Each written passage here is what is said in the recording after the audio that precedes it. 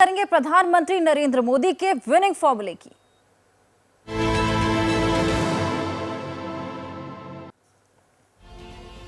दिल्ली के भारत मंडपम में कल बीजेपी का राष्ट्रीय अधिवेशन प्रधानमंत्री नरेंद्र मोदी के संबोधन के साथ खत्म हुआ। कार्यकर्ताओं को संबोधित करते हुए प्रधानमंत्री करीब 1 घंटे बोले। ऐसे में 10 साल के लिए गए बड़े फैसलों के बारे में बातचीत की, बताया। अगले 5 साल का रोड मैप भी सामने रखा। कार्यकर्ताओं को ऊर्जा से काम करने का मंत्र दिया तो एक बार फिर 400 पार का भी नारा लगाया। प्रधानमंत्री ने कहा कि चुनाव होने बाकी हैं, लेकिन पहले से ही जुलाई, अगस्त और सितंबर के लिए विदेशों से इनविटेशन आ चुके हैं। सवाल यह कि बीजेपी क्यों तीसरी बार मोदी सरकार को लेकर कॉन्फिडेंट है? 400 प्लस सीट जीतने के पीछे भरोसे की वजह क्या है? क्या है टारगेट हासिल कर पाना इतना आसान है? बीजेपी के मिशन 400 प्लस को लेकर उत्तर से दक्षिण तक के चुनावी समीकरण का विस्तार से विश्लेषण करती ये रिपोर्ट आपको जरूर देखनी चाहिए। भारत माता की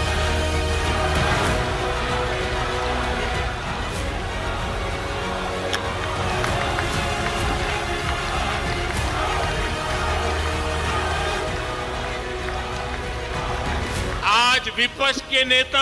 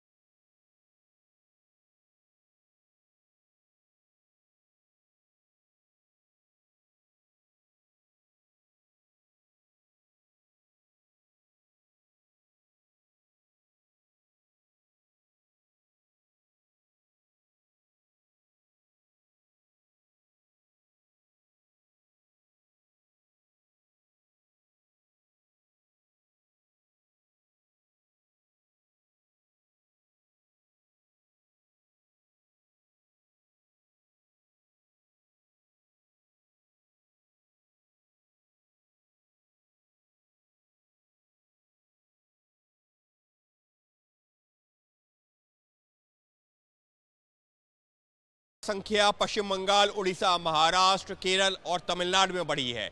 ये वो राज्य है जहां पर बीजेपी के लिए चुनौतियां भी काफी ज्यादा हैं। ऐसे में सवाल यही है कि मिशन 400 प्लस का आंकड़ा पाने के लिए बीजेपी इन राज्यों के वोटरों को कैसे साधेगी।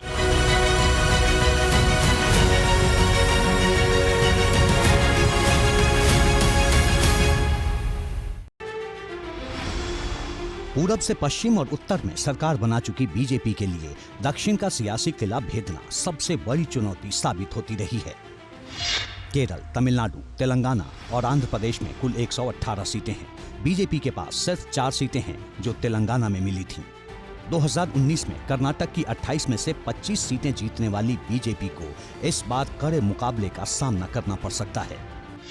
कर्नाटक में बीजेपी का जेडीएस के साथ चुनावी समझौता है। समझौते के तहत 4 सीटें जेडीएस को देनी होंगी, यानी बीजेपी को पूरा दमखम अपने खाते की 24 सीटों पर दिखाना होगा, जो आसान नहीं, क्योंकि कर्नाटक की सत्ता बदलने के बाद राज्य की राजनीति में कांग्रेस की दखल बढ़ी है। ठीक इसी तरह देश के पूर्वी छोर पर भी बीजेपी के पास मौके कम, चुनौतियां ज्यादा हैं। बीजेपी के पास ओडिशा से केवल 8 लोकसभा सांसद हैं। बंगाल में भी बीजेपी को अपने पुराने रिकॉर्ड 19 सीटों से आगे बढ़ने की जरूरत होगी। आंध्र प्रदेश, केरल और तमिलनाडु में बीजेपी का खाता भी नहीं खुला था। पूर्वोत्तर के राज्यों की कुल 25 लोकसभा सीटों में से अभी तक बीजेपी 11 सीटों पर काबिज है। 400 का आंकड़ा पार करने के लिए बीजेपी को सभी 25 सीटें जीतनी होंगी। इसके अलावा बीजेपी को खुद गुजरात, राजस्थान, मध्य प्रदेश, छत्तीसगढ़, महाराष्ट्र और कर्नाटक की सीटों को विपक्ष के हाथों में जाने से बचाना होगा। यहाँ एक बात समझनी और भी जरूरी है। 2019 के चुनाव में बीजेपी ने 303 सीटें जीती थी। 2024 के चुनाव में यदि बीजेपी 10% सीटें बढ़ा भी लेती है तो माना जाएगा कि बीजेपी में मोदी का मैजिक चल चुका है। लेकिन इसके लिए कर्नाटक के अलावा दक्षिण भारत से करीब 70 सीटें बीजेपी को जीतनी होंगी। लेकिन क्या ये इतना आसान है? क्योंकि कर्नाटक के अलावा बीजेपी के लिए सबसे बड़ा चैलेंज तमिलनाडु में है। तमिलनाडु में लोकसभा की 39 सीटें हैं, जो दक्षिण के राज्यों में सबसे ज्यादा है। 2019 में एक भी सीट पर कमल नहीं खिल पाया था। 2019 में बीजेपी ने तमिलनाडु की 5 लोकसभा सीटों पर अपने उम्मीदवार खड़े किए थे। बीजेपी को कुल 15,51,924 वोट मिले थे। करीब 3.7% वोट पाने के बावजूद बीजेपी का खाता तक नहीं खुल पाया। बीजेपी के पास हिंदी बेल्ट की पार्टी का टैग रहा है और तमिलनाडु की सियासत का मिजाज एक हद तक हिंदी विरोध का भी रहा है।